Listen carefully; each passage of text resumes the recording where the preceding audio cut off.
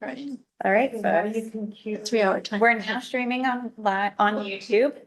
Okay. Connie's going to be late, so she'll be joining us momentarily, but if you'd like to go ahead and start the meeting. All right, so I'm calling the meeting to order. Today is July 18, 2024 at 4 o'clock. So staff, can you please proceed with the roll call? Great. Commissioner Fung, Present. Vice Chair Hansen, Here. Chair Pad Guanker, Here. Commissioner Poon. Here. And Commissioner Yang absent. We can move on. All right. So, approvals of the minutes. So the next thing is agenda, right?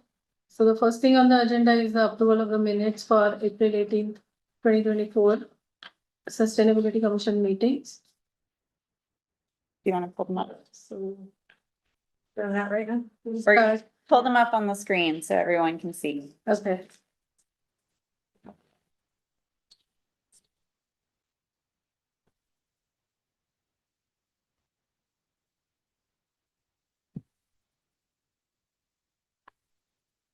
Okay. Go ahead. So I hope everyone had a chance to look at it. Yeah. Anybody has any comments? All right, so motion to. Do we have a motion to approve the minutes? I move to approve the minutes. I second. Motion passes. Hold on 1 second. Oh, sorry. So it was Hanson. Okay. Motions to approve. And seconder was Fun. Okay. Now Victoria needs to follow the Colin. Thank you. Commissioner Fung, Yes. Vice Chair Hansen, Yes.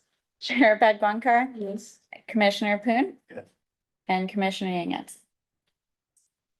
Motion passes 4-0. Great. So do we have any postponements? No, we have no postponements. And then oral communication?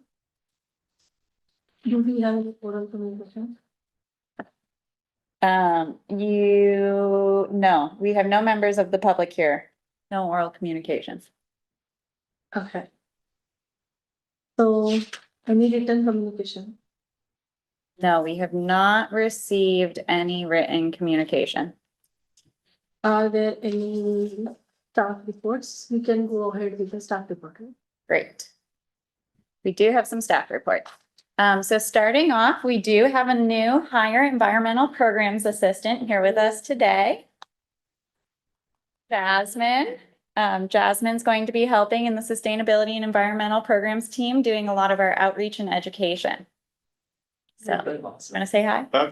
Well, that's what you guys. Great. Update to our environmental recycling day, is going to be coming up on, I should know this, September 21st. Okay. So that's paper recycling and bulky item disposal that's at De Anza College from 8 to noon. Any e-waste? Yes. Second, I wanted to make sure that our annual garage sale, that's the citywide garage sale, is on your radar. That is September 28th and 29th. It's a Saturday and Sunday, and we advertise it from 9 to 4. The registration will be opening in mid-August. And if you'd like your name on the written map, you must register by September 14th. When is it opening? Mid-August. We don't have an exact date. We're changing the process a little bit, but fairly soon. Okay. So if somebody wants to have a garage sale, we need to register. Correct. Yes. Okay. So can I ask a question now or can I? Yes, you can ask clarifying questions. So during the Earth Day, there was one of the staff from here. They were saying that the CRV bottles is collected somewhere. One company comes, I think at Creekside, Yes, that is Recycle Tech. It's a mobile CRD redemption truck. The hours just changed. I gave that update at a former commission meeting. Do you know the hours off the top of your head? Not off the top of my head. Is it at Creekside now? One day a week it's at Creekside, and then on Saturdays it's on Mary Avenue. Is here, And they will- yeah. Mary Avenue. I think it's not far from. We can the follow senior up. Center. Can you please? In an email, yeah. Okay. I mean, if you turn on to Mary Avenue, as if you're going to the senior center and continue up, you'll see it, because it's Oh, there, a truck and a trailer and a pop-up tent, and it's blue and green. okay. Feel confident you could find, see it without knowing anything. I've ridden by it, so You are? I've ridden by You've it, ridden and seen it, and on I didn't Mary? realize it was an official program. Yeah. It's like, wow. Is Yeah. it still it's still a pilot?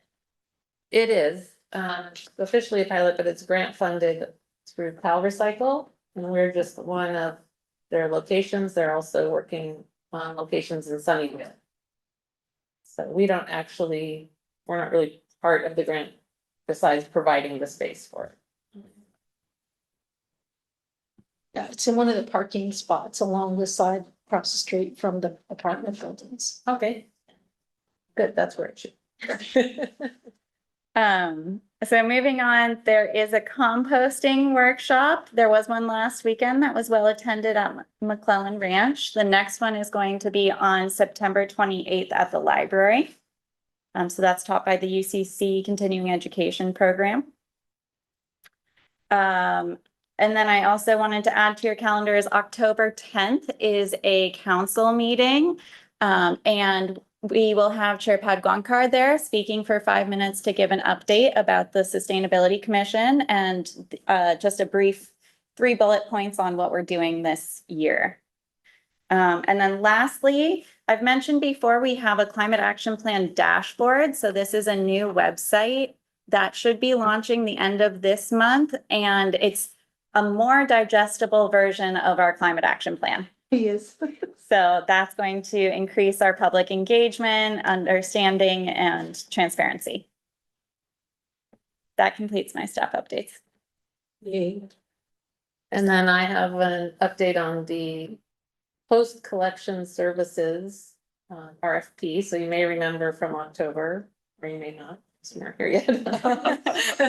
That we are nearing the end of our landfill agreement. So for material, after it's collected in the garbage carts, we are exploring options to either continue sending it to landfill, where it's going out at newbie landfill, or explore processing of the garbage, which would divert an additional third to half of the material away from landfill. So we're still working on that process. And again, it's just the garbage, so nothing will change with recycling, change the green cart, just the garbage part, and construction and demolition debris. So when does the contract expire? Now the contract will expire in November of 2025 with Okay, Newbie Island. 1 day a year. Yeah. Originally, it was November 2023, and we extended it for 2 years.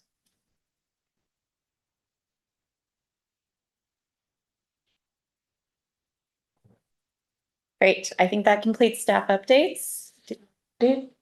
So any commission, are there any commission reports? So commissioners want to report anything?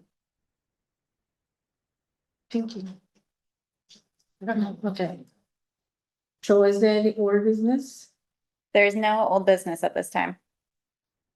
Okay, so let's move on to the new business. Do you want to read the subject of the first or item number 2? Sure, so,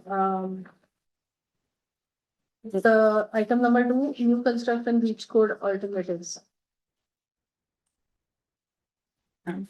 Ursula has a presentation and I'm sharing. You're sharing, okay. Oh, my PowerPoint just quit. Hang on.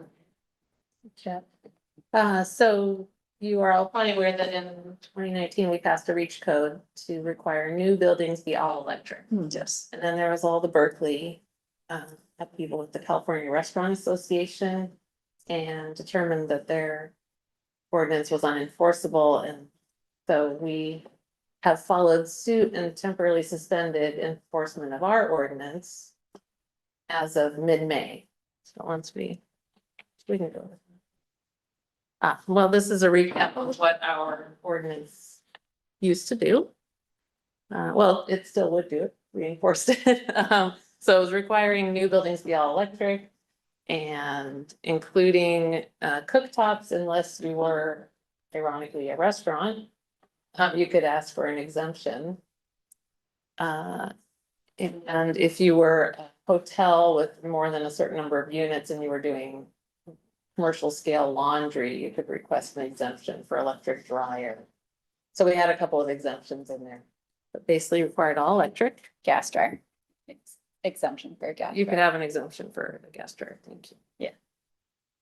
So then next slide, like we just said, then the decision was passed down, so we suspended enforcement. But we still intend to pursue electrification.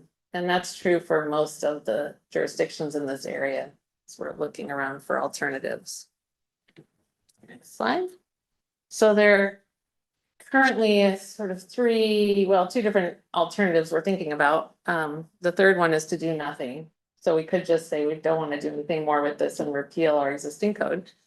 A lot of people are also pivoting over to an energy performance kind of approach, which is already in use for certain things with building and building permits. And so you could just sort of do something with that and make requirements for buildings to be more energy efficient, but be agnostic on fuel type. So you could still use gas or electric as long as you sort of came in under some parameters of efficiency.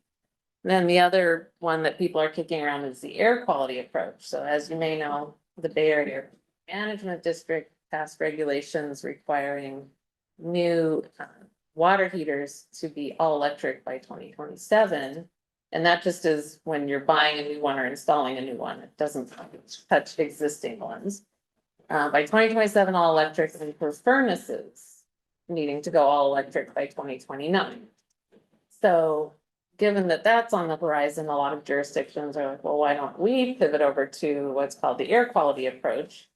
And just say, we too are concerned about indoor air quality and NOx emissions and just head in that direction. So those are the options we're exploring. Pause right real now. quick. Yes. Just wanted to note the time of 4:11 that Commissioner Yang is now present. Continue. So this just provides a quick rundown of what those would involve. The air quality approach is attractive because it would cover indoor cooking as well, whereas the building code would not. So we're exploring that. And then our next slide, what we're hoping to get from the commission is a vote to, yes, please do something, please find a good alternative for us to continue working towards electrification in a way that is going to be defensible on the legal front, but still allow us to pursue these goals. And as we told the California Restaurant Association in a letter back to them, they actually sent us a letter saying, hey, we see you're very similar to Berkeley. I wanted to just say, hey, there's an exemption for restaurants, but no, we didn't do that. We said, okay, we're going to suspend enforcement, but we still intend to pursue electrification. So in case that wording is helpful, I've included it here. Okay, can I ask a question? So there were two options, right? It seems like many neighboring cities are taking option number 2, but it adds cost, right? But option 3, it's not clear whether it adds cost or not, but no one is using it. So option 2 being the building code, yeah, and option 3 being the air quality. Right. Yeah, cost is an interesting question. That'll be part of what we can evaluate. I know Santa Cruz did some robust cost comparative work, I think, so we can look to other jurisdictions and see what they've compiled. And if I may ask too, how does building and economic development feel about option two? They actually like option two because they're already familiar with building code stuff. So to them, it's like, great, more building code. We like that. So they don't see any concerns with like deteriorating developments or economic developments in the city? I feel like they haven't really That has not expressed come that up. concern. That's good. Yeah. Yeah, so I have a question. So for the new buildings, all buildings are supposed to be solar, right? Like then Solar. solar. Also, no, right? They don't have They don't have to to. be. Want to say that's a state law. I'm not familiar with it, but I do know that solar is required for a certain amount of construction. I can look into the details of that state law. So my question is, why are people so bent over gas when if they anyway have to install solar, electric will be cheaper? Any individual homes, No, even for any business or new any business or business, okay. So if But they I are see anyway, new homes, no solar. I see New many homes? new homes, no solar. no, actually, like, so in Gilroy, there is a new community coming in where my friend bought a house and they have. Sorry, we're creeping into discussion. Okay. We gotta stay on clarifying questions and we'll come back. So solar, I was not sure, but I thought solar is supposed to be. So I don't know, but my question was if solar is actually supposed to be compulsory for new development, then why are people more interested in using gas? And then I also attended the induction seminar. Susan also had come, what, vice chair had come and so it was very interesting. I really liked it. So that is also there, like one of those ideas. So why is the, I mean, do we know why the restaurant people want to go for gas? Like why they are like, is there any way we can convince them? No. The concern, to my understanding, is the cooking in commercial restaurants, right? So it's about being able to use their heating elements in their kitchen, that their food would not be the same using induction cooktops. So even though we had an exemption in our code for restaurants using gas stoves, they still said that's not allowed. And I can probably share a little bit more too. In my old job, the restaurant associations were fighting a lot too. It's because at least in my original culture in Asian dishes, there's a certain level of, I know in Chinese, I'm trying to think. Okay. Yeah. The smell of the burning metal. There's a certain like cooking, what is it, like the flavor comes out more like better, I think, if it's actual flames. Now, in my opinion, I don't really see that much of a difference. I still have an electric stove in my home right now, but I think that's in the commercial sense, that's what the restaurants are finding a lot. They would like the option to have gas. Yeah. I like the air quality better than the option. Any other questions? No more questions, okay? No, I said any other questions? I have a question. Yeah. You're talking about appliances, but are you talking about whole house heating too? Because the majority of the homes around here are forced air, which is, right, it's not the Space heating. yeah. Yes, space heating would be included. Yeah, because we always talk about cooking, but we never talk about. Like Indian people are also very affiliated with gas. Wherever they go, they will first see if the kitchen has gas and not electric. Yeah. So even in Indian cooking, gas is more, they like gas a lot. So I just want to point out the second bullet on energy performance under cons. It says it doesn't address stoves, dryers, fireplaces, right? So that would only be HVAC and water heating. Oh, So Okay. it's not including everything. oh, Whereas the air quality approach could cover everything. I just read the Stanford study. This is discussion, I think, but it's actually quite frightening because of the NOx levels. They actually permeate all the way back into the living space. So it's pretty crazy. And as a teacher, I see a lot of increase in asthma, a lot of kids with inhalers. If I may ask one more question too, so love the staff report, by the way.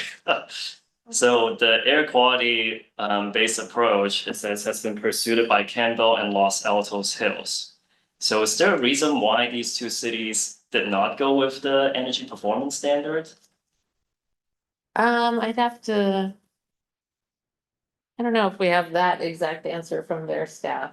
I'm just curious, yeah, because In the sustainability circles, we like the idea of the air quality approach because it gets at all the appliances and it's sort of simpler. Because we're not. It's health, Yeah. it's health focused, not. And it's health focused and it keeps us away from that fuel source issue, which seemed to be the problem with the. So is that already those standards are already decided or? Los Altos Hills actually has an exception for indoor cooking, oh, so there you go. And Campbell's still in the exploratory phase. They sort of got the commission said, yeah, we kind of like that idea, go work on the language. And so they're doing stakeholder outreach right now. so it sounds like this air quality approach is more of like a new thing, right? Is that the reason why I got it? Okay. Yeah, that's more of a new approach. And so again, we're not asking you all to choose one or the other, but just to. As the go ahead to keep working on finding a good alternative that we can bring forward to council later that goes. So- towards these. So can we see if the solar is? Yes, I've written that down as to look up and follow up Yes, with. I don't know if we have a solar readiness or a solar requirement or. It's a state Solar thing, and I know I have several friends building houses that have had to do it, so I know what you're talking about.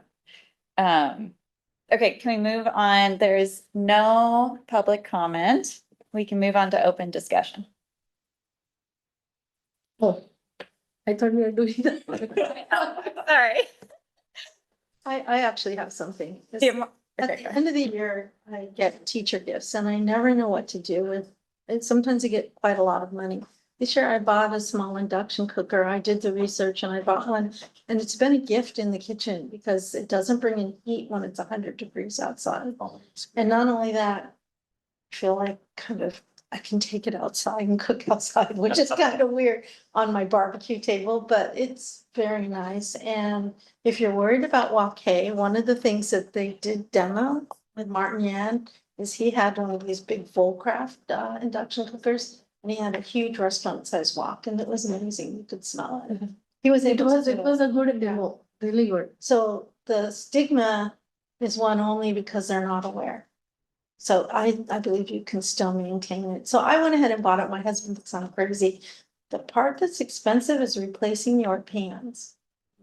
I'm cooking on a bunch of cast iron pans right now, so they're really a pain. Oh, you have to change your pants? Yeah, because they have to be magnetic.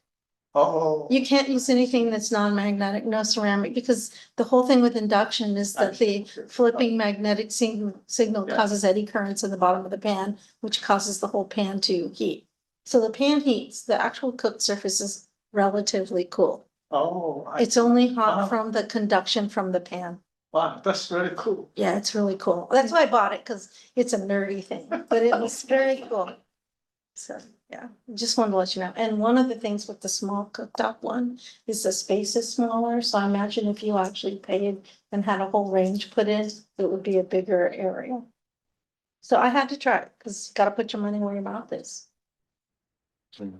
And I am concerned because when we talk about NOx and asthma, that's actually kind of it's always been a study with Bay Area air quality and Stanford just put it down in writing. So, yeah, just comment. Yeah, I agree. I personally, I lean towards option 3 too. Yeah. Because it addresses health. Right. And it gives little bit flexibility to people, like it doesn't like restrict them to just all electric, then people will say, oh, restriction. But they. It does. But all electric is very different than induction. Because all electric Yeah. is resistive cooking. So you get a hot thing and you make that one. It's not very efficient. Induction's super efficient. I mean, I bought a new stainless steel kettle. My husband heats his tea every afternoon with it. It takes 4 minutes to heat a whole pot, just like clean. I do feel there's educational gap between traditional coil electric and. Yeah, so what you did, what the city did when they brought in that workshop, that was amazing. So Yeah. So many people like, right? And everybody was very happy. Like, It was limited to maybe couple hundred people, right? yes, Yeah. a lot of people are there. So I mean, there was more demand than to attend, right? Then, Yeah. well, maybe it's also because of the chef, Yeah. you know, but still. If you were to present maybe 20 people or something, I don't know. I mean, if I were to present, I don't know, but. Hey, No, it was pretty amazing, so. Yeah, that is an excellent point. It's, I wonder, you know, a lot of these small business owners, they probably don't have the time to They just. really. Well, they don't know. Yeah, they just want like, I mean, each of them probably have their specialties, so they're used to cooking using those maybe Well- daily equipment. It's funny because I went home and I was like, I talked to my son and he's a scientist and I said, I'm really shocked. I didn't realize it worked that way. And he says, Mom, how do you think induction welding works? So it's the same concept, right? It's flipping the currents and heating the metal so hot that you can braise with it. So I bought one because I wanted to see. So it was cool. And I wasn't eligible for the raffle. It was great. Thank you. So is there anything else we want to discuss? So we just want to make sure that we are aware of the alternatives, right? So, we're asking you guys to make a recommendation to city council. And we have some suggested wording, or what our staff recommendation is for you guys to also, if you want to support our recommendation, you're allowed to change your words. You're allowed to recommend whatever you guys think is best. But we should have discussion on exactly what those words look like. So in a second, Kim can bring up her Word document and you guys can wordsmith that recommendation however you see fit. Sure. Are we going to do it now? Okay. But we And are asking for something along the lines of, yes, go do something, but not being prescriptive as to approach because it's still a fresh legal landscape that we're evaluating with our city attorney's office. Right, so we're not narrowing into an option, but just recommending staff to look into this more. Right, well, we're just hoping that you will advise, like, recommend that we do.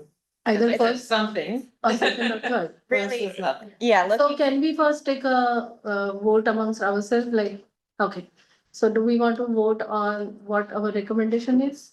Like option 1, 2, or 3? I don't think they want a specific. They don't want guidance, right, with the option 2 or 3 is better. It sounds like we don't want that, right? So do you want to narrow or option 3 or 2 or? I think I that don't we think don't the want staff to be want- prescriptive. I think what They we don't want want to do is give them guidance that they should do something along the lines of, you know, altering the reach codes, but consider what the legal ramification is in the process also, and the effectiveness. Okay, I'm not so good with words, so essentially, it's going to look something like number 2 up here, where Sustainability Commission recommends that the city replace its electric reach code with something sustainable.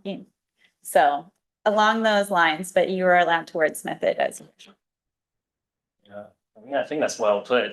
It knocks option 1 out of the table, which is to do nothing. yeah, definitely that, yeah, we don't want that. Yeah. Do we want to specify for new construction? Is it possible to increase increase it a little bit? Oh, the size or the size, yeah. One sec. Yeah, thank you. Can I ask a question? Sure, sure. So Interested. this is, sorry, I have to ask the chair for approval. That's how it works. Just doesn't time I choose. So we don't have the city attorney here, so I'm not sure if there's an answer to this question. Are there any legal ramifications for the new construction that was approved during the time when this reach code was in place, in which those developments had to apply to the all electric? And then now it's suspended, so does the city have any liabilities from the developers who built these units or developments with all electric? Like are they Well- grandfathered in? We have Chad Mosier, Director of Public. I feel like you might, no, I wouldn't think so. Question, yes, we haven't been faced with that, Mm. so we don't have an answer there, I can talk to the city attorney about that. So, Sorry. Yeah, no, no worries. I know it's such a tough question too, but it's good to hear that there's no concerns from prior developments. When I built our house, the electric were cheaper than the gas. So I don't know, that's a good thing, I guess. It is, for new construction, it is cheaper to build all electric because you don't have to install the gas lines. Right? Yeah. Receive report.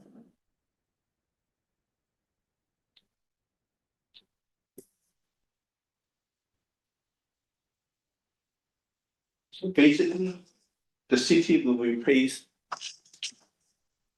with a new revised reach code. Right? Yes, option 3, we don't call it a reach code because it's not a building performance standard, it's actually an air quality code. So we want to stay away from those terms of reach code. So, but if it's a air quality code, Mhm. it affects all buildings or only new construction? Only new construction right now. We are also working on existing buildings, but that's a separate project.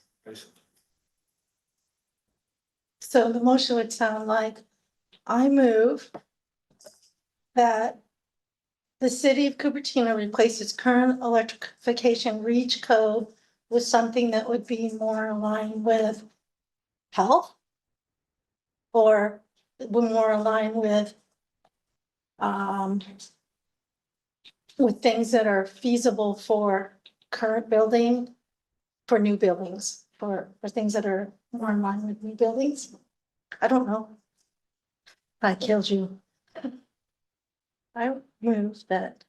We miss our commissioner, we miss. Right now, I wouldn't say we're making a motion to, I'd say we're wordsmithing number 2. Yeah. So if anyone else can jump in and say, instead of, health, I want to use the word, community wellness, I don't know. So Community you, wellness, I like better. Community wellness and profitability or something like okay, that. Okay, so we're showing. Community, in line with community health and profitability. Who's profit? Who's that? Yeah, That's, you know, no. Or economic development, how about that? You use like word pieces. I think what I was trying to say was health and wealth, something community health and wealth, or community, economic development. Be more in line with community health and economic development needs. I don't know, yeah. Economic, not development, but probably like. Or is it quality of life? Is that what you're looking at?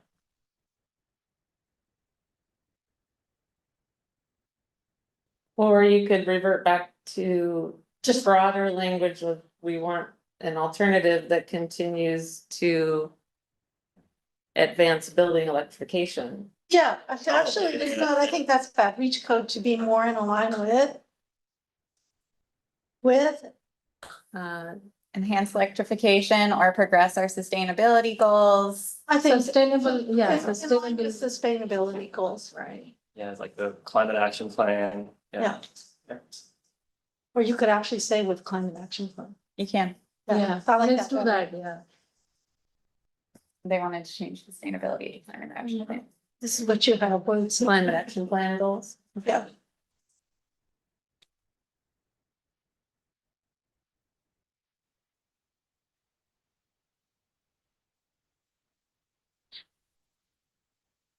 Well, I think I would, sorry. Keep going. Since I'm the insufferable wordsmith in our division, our existing reach code is very in line with our climate action plan. So it's not that we need to replace it with something more in line, it's that we want to find something that is trying to accomplish the same goals in an acceptable way. Replace it to current. Yeah, then you can say alter, what was this, alternate solutions, right? That's what we said. How about to advance electrification? To enhance our electrification to be more in line with, take out that be more in Yeah. line with. Then just get before and put a period. Beforehand, Yeah, earlier. you want a period? No, after electrification reach code. You want a period there and then maybe a sub bullet from. number No, two? just to take out to be more in line with. Take out that to be So more in line. Sorry, it was written twice. That was confusing. So can we not say replace? Can we say change? We don't want to replace it, right? We would replace it, so we would, we would Electrification repeal the in existing alignment code with our- and replace it with. Something else, different code. yeah. Oh, so we are, okay. So we want to replace it completely, but the new code should be in alignment with the climate action. goals. Maybe put the current zone in alignment with it. Yeah, that's what I was I mean, wondering. requiring new buildings to be all electric is pretty in line with our goals. Yep, yep, yep. Already, yeah. Yeah. I think that second part, when you add it in, actually makes sure that it doesn't go so much that we're giving everything up, like that we're gonna go all gas, you know? Sense? Current electrification, which code to enhance. Enhance electrification, building electrification, enhance. New But build, that's already there, that's what we are saying, right? Whatever it's written. So if we want to replace to enhance electrification. Using some alternating solutions, that's what we want. I think that's fine. That's good. Okay. I move to recommend that the city council to recommend to the city council that the Sustainability Action Commission take the following actions. One, receive the report on alternative approaches for. Sorry. Start over. Just Sustainability Commission recommends that the city of Cupertino, not just number 2. Just, wait, you Just want one. to? You don't get an action to receive a Yeah. report. Okay, Yeah. recommend Yeah. that the city of So we can- Cupertino replace its current electrification breach code to enhance electrification in alignment with climate action plan goals. Okay, good. Is there a second? Second. Yeah, it's a motion passed. Okay, and then we'll go to a vote. Commissioner Fung, Yes. Vice Chair Hansen, Yes. Chair Padgunkar, Commissioner Poon. Yeah. And Commissioner Yang. Motion passes 5-0. Okay, So the next one is, so we go to the next agenda item. So next agenda item is the reachability work. Youth engagement. Next we have youth engagement. So great. So I will just start by recapping that we brought the same item to this commission in January. And discussed what this commission's done in the past and what we could potentially do. And now we're bringing it back again because after review of our municipal code and advice from higher ups, they have actually reined us back in more and said, hey, your commission's really policy advisory and promoting climate action plan, but not necessarily coordinating programs and actually doing the things. That's more on staff level. So with that being said, we do feel like it's appropriate for you guys to educate specifically about the Sustainability Commission. That you guys can go in the public and say, hey, we have a commission and this is what our commission does. Come participate in our commission. And one of the ways that we can do that is by attending festivals. So on the screen before you, we have some upcoming festivals and events that would be available for this commission to table at. And so I'm hoping we'll go into a discussion about one, if there's other events you want to add to this list. And then 2, how many events do you as a commission think are appropriate for you guys? You know, I know everyone has a busy schedule and I don't want to overcommit you. So if you guys want to attend 1, 2, 3, 4, that's up for you to decide. And then which events this year. And of course, that can always change per year, but we would like some sort of commitment and discussion. Can I see the events again? Yes, that's exactly. But so those are the 3 things. If you want to add any, how many, and then which ones? And I'll just add that the highlighted ones have historically had a lot of youth.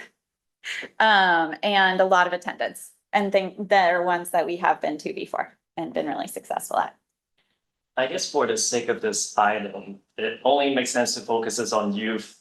Yeah, So the senior center one is probably not one that we would recommend for youth, but it is something that you guys are open to table at. August 23rd. There's 10 events, 5 commissioners. I think the good thing is that we don't have that many meetings, so that helps, yeah. Yeah, and we don't probably need to be there for the whole time, 10 to 5. We can actually do like some hours, which is like 11 to 3 or something, like not whole day, like 4 hours probably. That is easier. Well, the chair made a great point. Is there a cost associated with finding a booth at this event? Like, does the commission have to pay out of our budget to attend these events? No. Okay, that's good. All right. These are all city events, I think. Okay. Yeah, most of them are city events. The Diwali and the Cherry Blossom Festival have let us partner for, and Fall Festival have let us attend for free. That's great. Yeah, I can do one, definitely. So Earth Day anyway we do. So Earth Day Fest anyway we do, all of us do. That's there. What were the 3 questions? So how many? If there's other ones that you know about that you want to attend that aren't on this list, how many you want to attend, and then which ones? Personally, I don't mind attending like 3, 4, even 5 a year. The schedule allows. Like, I'm happy to be at the fall festival. Yeah, I mean, if I'm available, I can join. Yeah, I think 4 a year is fine. Okay. So we don't need a formal vote, but I would like head nods Yeah. for. 4 a year is fine. Would this be like a strict? We're gonna push for 4. If no one can table, then no one can table, right? So are we talking about the ones that are highlighted or So highlighted? those are my recommendations based off of ones that I've attended and our division has attended in the past that have the highest attendance and are a lot of youth.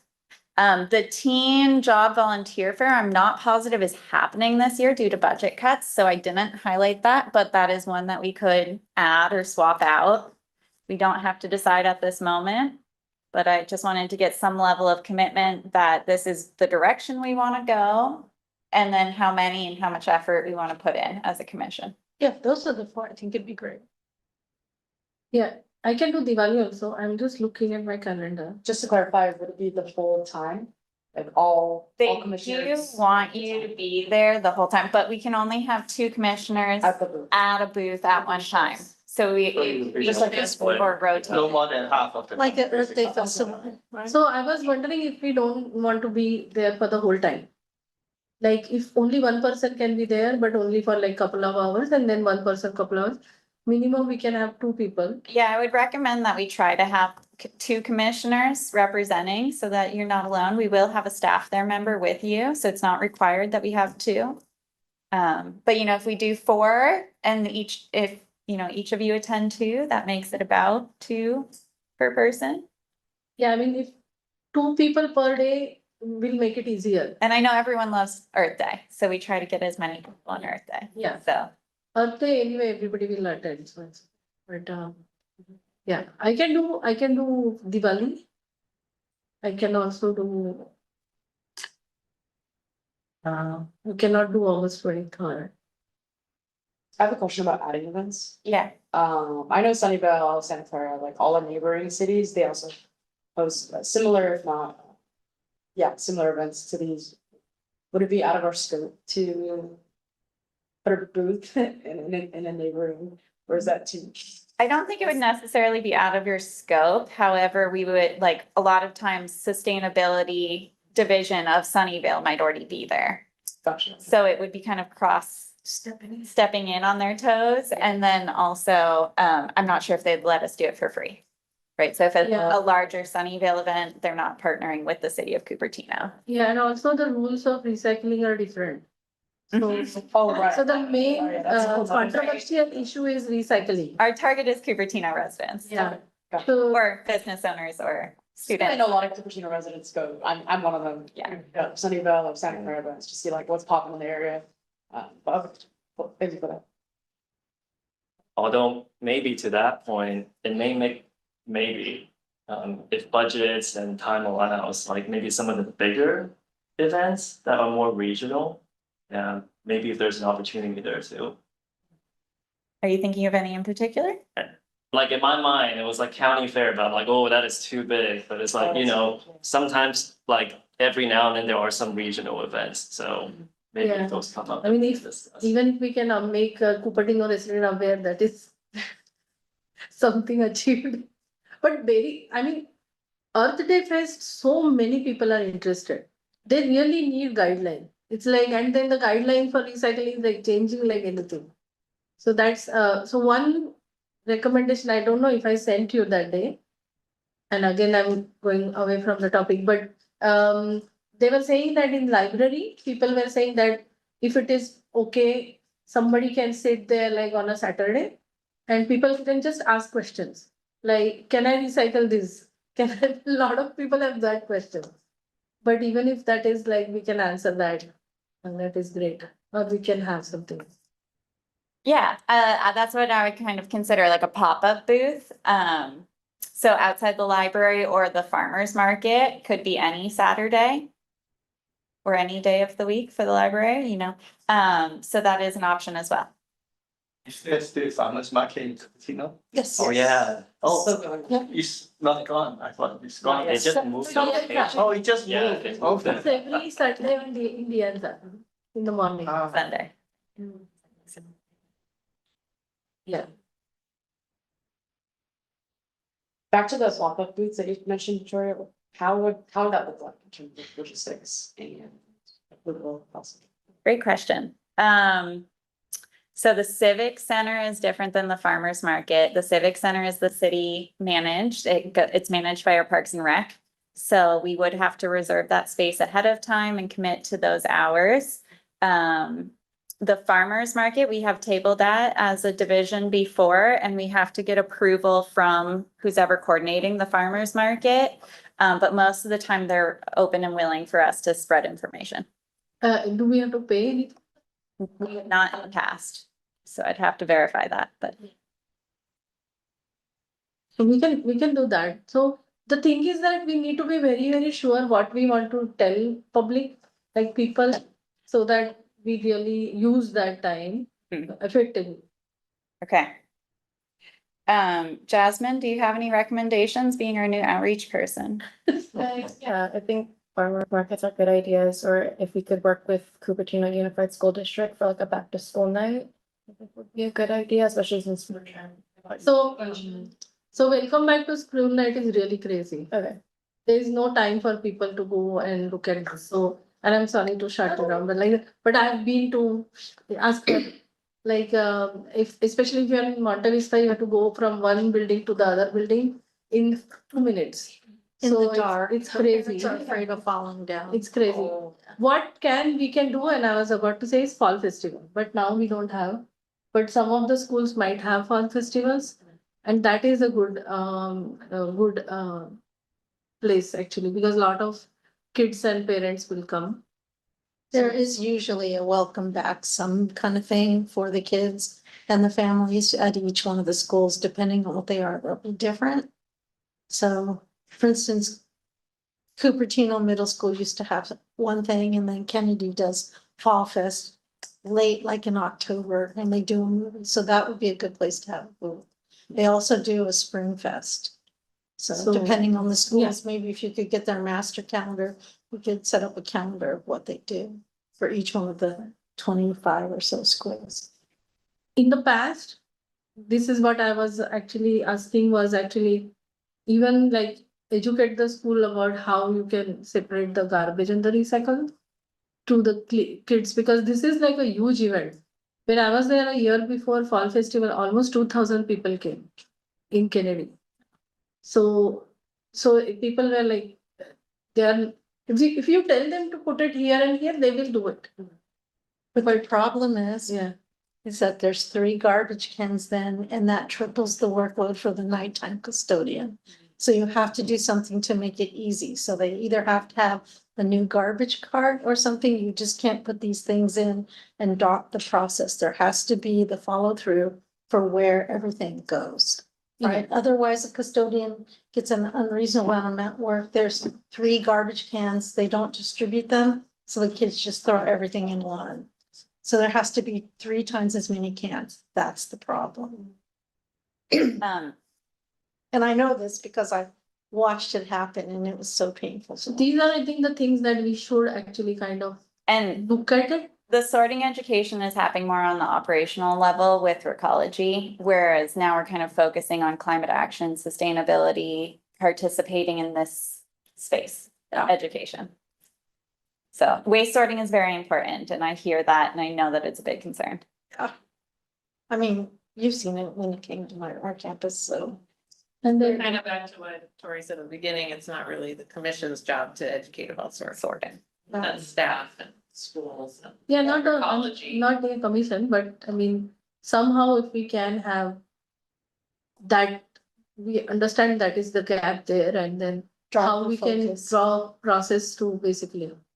So we are recommending that the staff can take a look at that.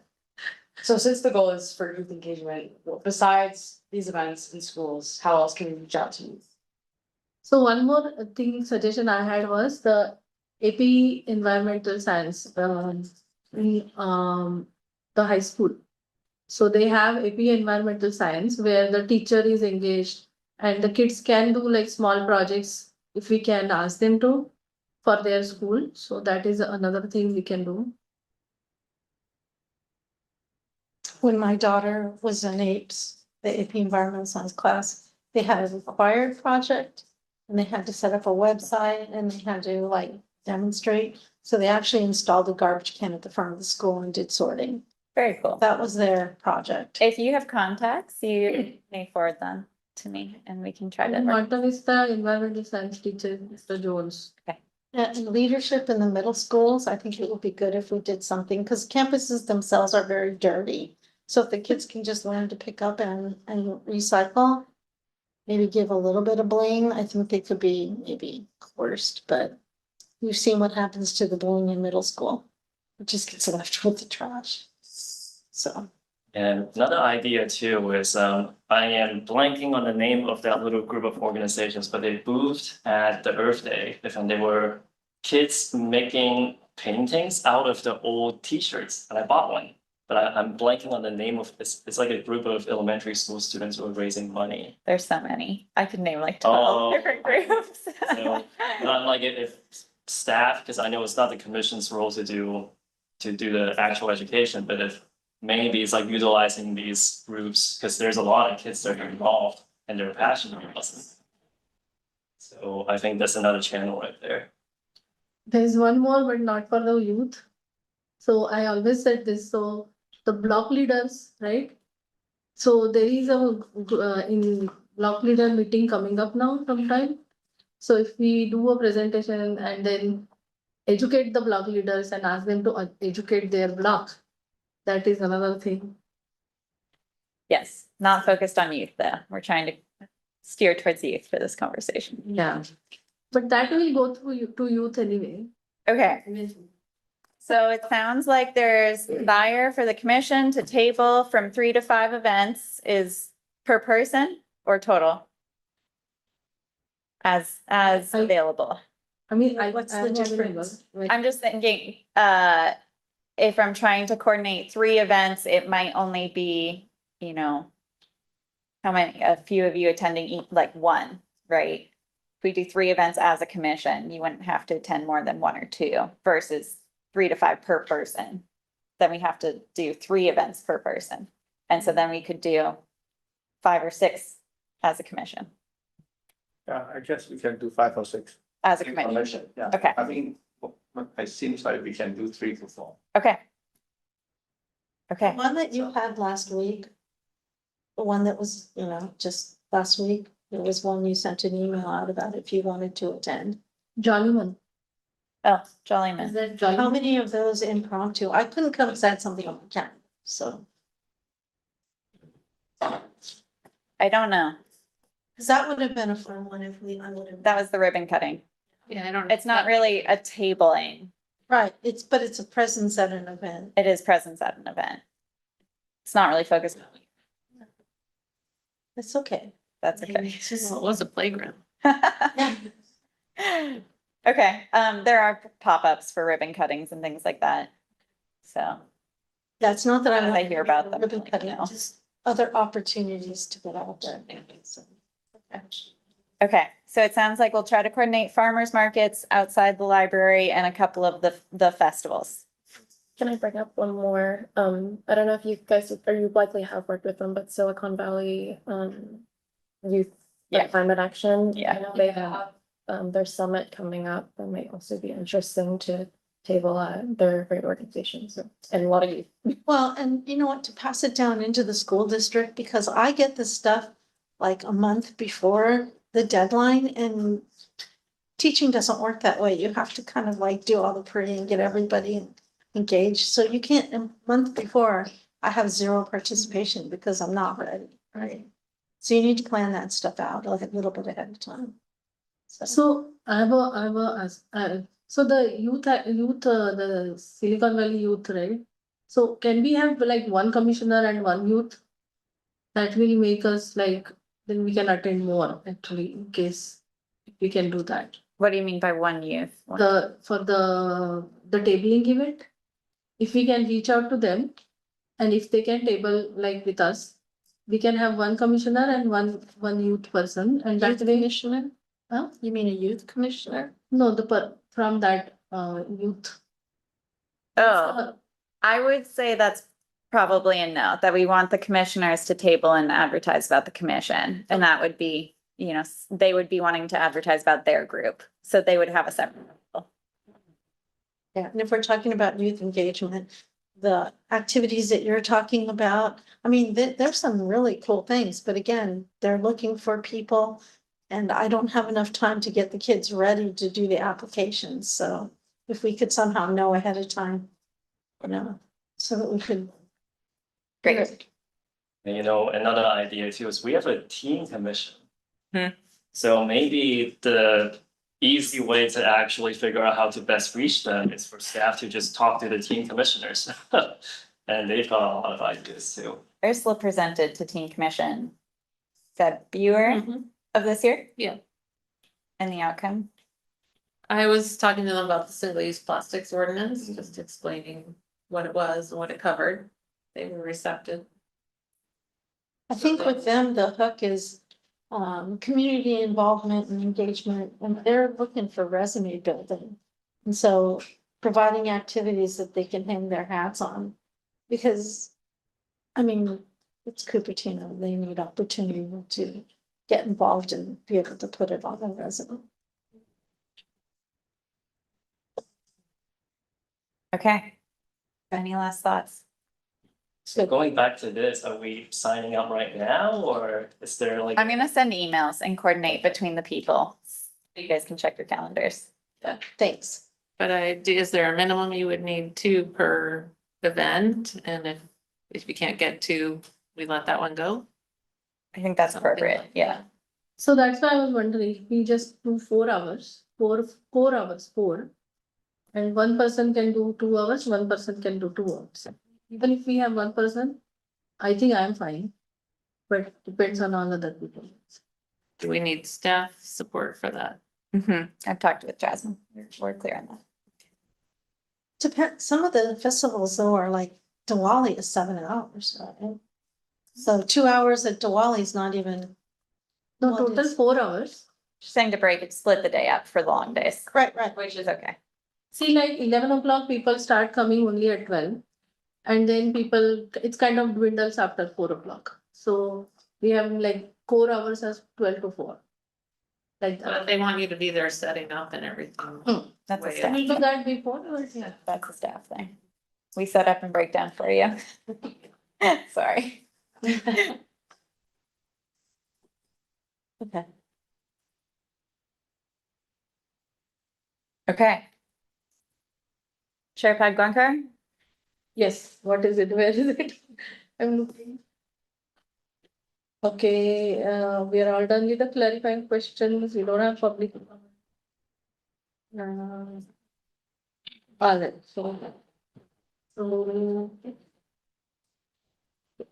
Like moving on to the next one. Yeah, zero emission vehicle and chargers and municipal planting. Electrify the fleet, yes. Great. So, California has an advanced clean fleet regulation. This is part of their advanced clean truck regulation, but this focuses on state and local governments specifically. So starting this year, the requirement is that 50% of all of our purchases of the fleet vehicles must be electric. And then starting in 2027, all of our vehicles must be electric. So the goal is to electrify everything by 2035.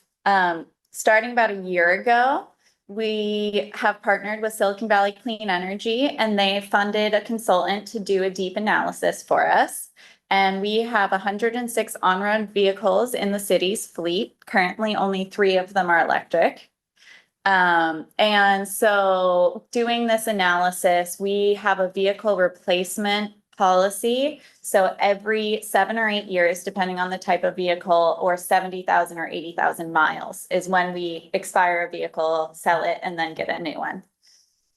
So looking at our replacement policy and the electric load that would be required with these types of new vehicles, we will need to be installing new chargers in 2025 and then again later on, and we've broken it down into 2 phases of these chargers. So here's a more detailed breakdown of our next 5 years of how many vehicles we plan to swap out each year. And I did some math that I think is somewhat close. Based off of the average miles driven for that vehicle times the gas mileage of that vehicle type times our emissions factor, and came up with a total emissions saved over 5 years. And then I'll add commercial vehicles make up about 21% of our community greenhouse gases at this point. So we are doing our part, and we are advancing and getting to the point where we're going to be leaders in this area. We are in line with this regulation. So focusing on the service center, because this is where most of our fleet vehicles are parked after hours. Starting in 2025 is our hope that we're going to have 10 new chargers. And then in phase 2, we're going to have, I believe, 11 after that. We have 1 out front right now. So if you're not familiar with the service center, this whole area is kind of back of house. So it's not accessible to the public. This floor plan has been submitted to PG&E for review. And so they're going to do some math and wiring and conduit and figure out our load structure and hopefully give the approval. We submitted it about a month ago, so we're still waiting to hear back from them. Types of chargers, 20. Most of our chargers that we're planning on installing are going to be just a type 2 charger, but we will have a couple superchargers. And then everyone, what they want to talk about is cost. So this is going to be about $662,000 based off of the estimate from our consultant. We have applied as part of this PG&E package to get their incentive of $100,000 to help offset the cost of that wiring. So the wiring comes in phase 1, and we will be wiring for both phase 1 and phase 2 at that time. And then the chargers will be added. So we'll be ready to go with the new chargers. We have bookmarked about $570,000 in the CIP budget. It hasn't been approved by council yet, but they are planning this funds to go towards this. So we won't get approval from that until we go out to bid. and get actual cost estimates from people who are going to be doing the installs. There is cost savings, so we would be switching our electricity rate and our service level from PG&E to save us money. So it would come down to about $2.33 per e-gallon, plus savings and maintenance, as you're all familiar, less maintenance. And then we do get an Inflation Reduction Act credit, I believe up to $40,000, or it's a 30% of the vehicle. So there is some cost savings. It's not all going to fall back on us. So in summary, we plan to be in compliance with the state regulation. We do have a few more hurdles to get there, but we are working on it. We did purchase 2 electric vehicles this year, and I think there's 3 more in the books that are going to be purchased very soon. So we have 3 vehicles already, right? But only 1 charging station? There's one at the service center. So There are the charging stations. there, we have charging stations outside the library, there's charging stations out at Quinlan, so there's other city-owned charging stations. But that one is, that's why we have the 2 trucks right now, is because they can park in front of the service center and charge. And the main truck that we'll be using or getting is Ford F-150 Lightning. There was a photo of Manny. So, Okay, can I ask a question? yeah, this is the time, clarifying questions. So I assume That's Manny. the vehicles will be parked at the charger overnight, Yes, for the most part, right? So do we need level 2 charging? that is the analysis that they did, yes. And the vehicles will all primarily be within Cupertino, right? It's not gonna drive 100 miles, right? Yeah. So I believe I'd have to go back and look at the exact number, but they were only planning to be charged like once every 5 to 7 days. It's not often that they're gonna plug in. Okay, got it. Yeah. When doing my calculations, I found that some of our vehicles only drive 500 miles a year. So it's really not that many. And we are working on reducing our whole vehicle size. So with this replacement, they're gonna see if they can get rid of any vehicles and then save us money that way. Does this also include vehicles for law enforcement and emergency response as well, or it's separate? We contract those out. Oh, okay, then you don't worry. That's their problem to worry about how they're. Got it. There are exemptions for things like sweeper trucks and big vacuum trucks and other big industrial vehicles that haven't found good alternatives yet. And I believe there's an exemption for emergency vehicles at this time, but I haven't looked into that because it's not applicable to us. Why wouldn't you make the chargers available to the public during the day, like put them out at the fence level? Is that a security thing or? You know, I was gonna ask that. This is the plan that the consultant gave us. I think that it is ideal to save them for city vehicles.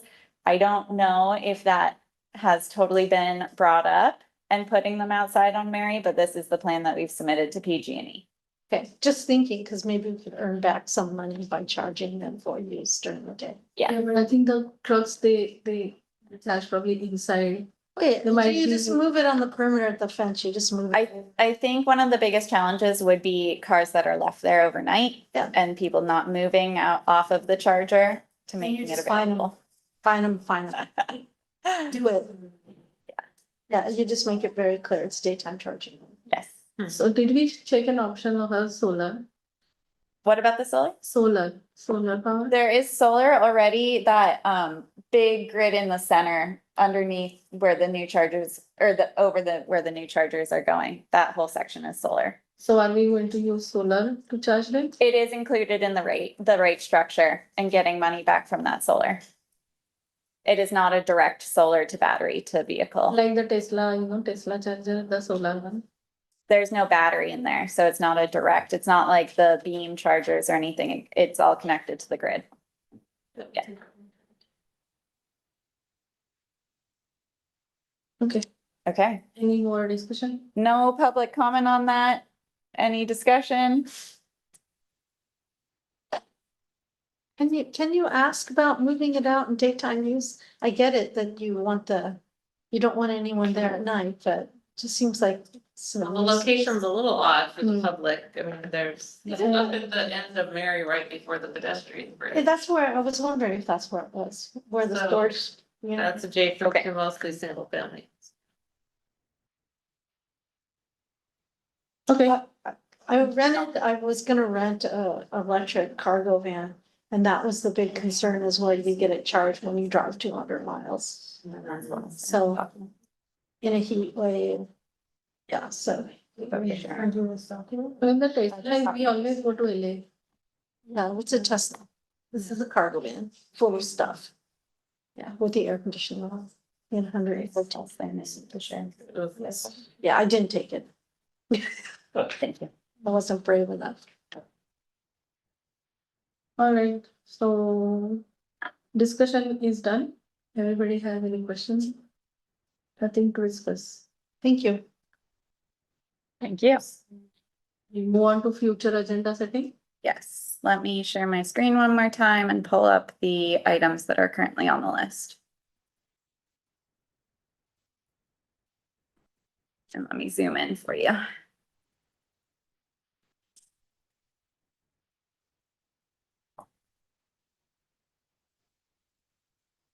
I will add so it takes 2 commissioners to add an item.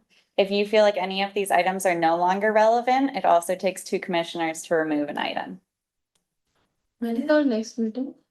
October 18th, so Is it third Thursday. After the council meeting. It is after the council meeting. So it's 8 days after the council meeting. We want to make it before because we can do it, right? We would have to have a special meeting. And then we could theoretically cancel our regular meeting for lack of business. That is possible. Does anybody want to do that? Like, I have no problem. It's fine. It doesn't matter. Yeah. I'm flexible. What Is there a reason for wanting to move it sooner? if somebody wants to discuss something. Or whatever we are going to present to the city. Should there be a discussion about it or? Oh, for your presentation? Oh, It's more what you recommended as the city work program item and as things are going on. So we can talk a little bit more if you want to about it, but it's really youth engagement, building decarbonization for both new and existing buildings. If you want to talk about EV chargers, things that and the landfill agreement are the 4 kind of things that this commission's working on right now. So it's not really something that the commission has to discuss. It's ongoing conversation and projects. Okay, it's just kind of a high level summary It of is. what the commission's been doing. Yeah. will it be okay to send that whatever we are going to talk to everybody and then ask if everybody has any comment on it before we present? Or we are okay? Yeah, you can't have a conversation about it. I can send out the bullet points like a day or 2 before to see if anyone had individual concerns they wanted to express with me. Does that sound okay? Yes, yeah. Okay. And I would like everybody to be on the same page. That's what we are talking about. Is that okay? Yeah. Okay. All right, so Keep It is. it on the 18th. Is the 4th bullet up here in our bailiwick to talk about funding? Sustainability. It's not in scope, right? The climate action plan does dip into funding for the climate action plan initiatives. So if you wanted to talk about funding, it would have to be really specific on sustainability projects. So if you knew about grants and everyone wanted to have a conversation about specific grants to fund sustainability things, that would be an option. Does staff do that too, though, or? Yes. You need yeah, I mean, we're stepping up. It's already in the climate action plan. It's already something we work on a lot. Yes. Yeah, I think that was my idea, but then if it's really industry knowledge, and for me, I can just shoot I can just email you rather than having a discussion item on it. Yeah, Yeah. I think the previous commissioner put that up there as well. Oh, okay. I am okay with removing it, but if you want to keep it on. I don't want to step on anybody's foot. It seems like we've had people do that, so I think maybe we should remove that one. So whatever questions we asked, right? So that's not an agenda, but shall we get answers for that next time? Say that again? So whatever questions we asked, right? Like I asked about solar, I think they also asked something. We have written them down, right? The questions that I need to come back to you with? Yes, I have them right. So do we want to put that on agenda or is that like a separate? I will do email follow-ups. Okay. Yeah. Alright. And then can we get like a like a write-up on what we are doing with the youth engagement, like if we are doing something like an update, like a summary. one-line update? Do you want to add it to a future agenda or you just want me to email with a summary what we talked about today? Email it. Okay, No, I mean, It will- I mean, an update, like what is going on, so we discussed. that would be a perfect thing for commission reports when we talk about in the beginning of the meeting that you guys can share with each other where you went. Right, and say, I tabled at this and this is how it went. That would be a perfect thing for that. Okay, Did I hear there were 2 votes to remove item 4? Oh, that was already. Yeah. Okay. So, Okay. are you guys okay with it? I don't want to step on anybody's toes, but no, but I think we brainstorm on funding, You're always welcome to email us. yeah. yeah. And we'll say the landfill agreement, fingers crossed, is coming to the commission in October. Personally. You told me you talk garbage, so. yeah. Working on this all the time. Yeah. Victoria, I know I emailed you about it too, but and maybe because I'm new, I am interested to see if there's any sustainability outreach done to the business community. And focusing on youth is very, very important too, but I feel like there may be I don't wanna say a lack, but I wanna learn more about what is the business outreach before I say anything. Well, Victoria came and visited our campus and I think she was slightly dismayed by what it looks like during the week. I mean, it's a mess. It's really bad. We need community outreach. We need the teachers to tell the students, but not just me, because we can only do so much. And if I make the children pick it up before class, we get parent complaints. Well, So- yeah, absolutely, like for the youth outreach, yeah. But I'm also interested in learning more about the business side. Yes, Yeah, so absolutely. not to, Yeah. not prioritize the youth. No, I yeah. get it, yeah. So I think they have a staff person who reaches out to the business to see Alright. whether they're complying with the. Our economic development manager does work with businesses. I do think it's timely. We are working with businesses pretty soon. Okay.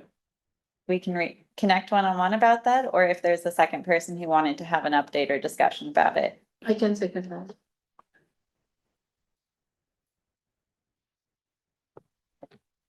that. Business actions on sustainability. Business outreach.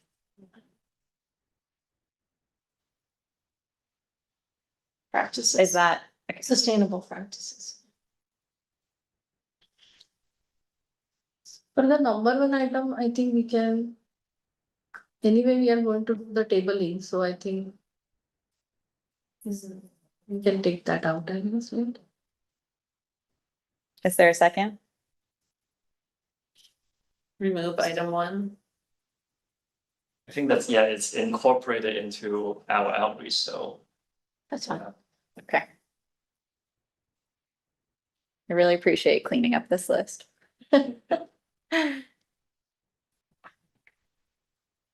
As soon as we have an update on recycled water, we'll bring that to you. I know that's lingering and of high interest. So it seems it's very difficult, right? To get Recycled. Recycle water. There's a stigma too. This is been like, Recycle water for drinking it's is, not for drinking. see? Garden. But there is, down in the South Bay and Milpitas, they do RO water. It's drinkable. Oh, Comes it's out of your drinkable. toilet. Yep. They bottle it and give it to you if you want to take it home and drink. I drank some. I lived to tell. Oh, really? It's drinkable. I brought it home and everybody was like, it's like, That's fine. They have an entire warehouse full of filtering devices. yeah, Oh, it's drinkable. It's to the point it's drinkable. RO drinkable, yeah. And then reoxygenated so it tastes yummy. Then what's the difference from the treatment plant? Okay, we're drifting. Yeah. That was last summer, so. I think that's it, right? Okay, nothing to add at this moment. What do we do? Okay. Yeah. Okay, Okay. fantastic. Back to you, Chair Pat Gonker. All right. I think we are done with our official business. 5:20. We are adjourned. Perfect. And I will stop the